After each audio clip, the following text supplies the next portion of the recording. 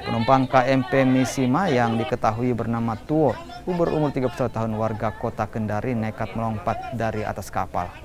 Korban melompat saat kapal tengah berlayar menuju Pelabuhan Kolaka dari Pelabuhan Bajoy, Kabupaten Bone.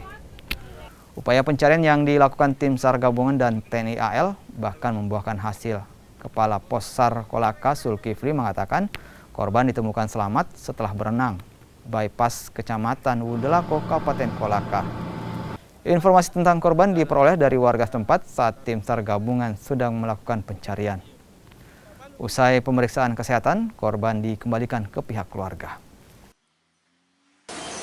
Setelah kami melakukan pencarian selama kurang lebih 2 jam, mulai dari pukul 22.00 sampai pukul 00.25, hasil masih nihil dikarenakan pandangan terbatas karena gelap dan cuaca mulai kurang mendukung.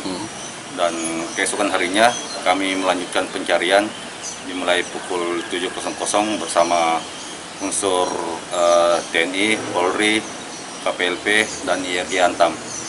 Dan pencarian kami teruskan sampai pukul 12.00.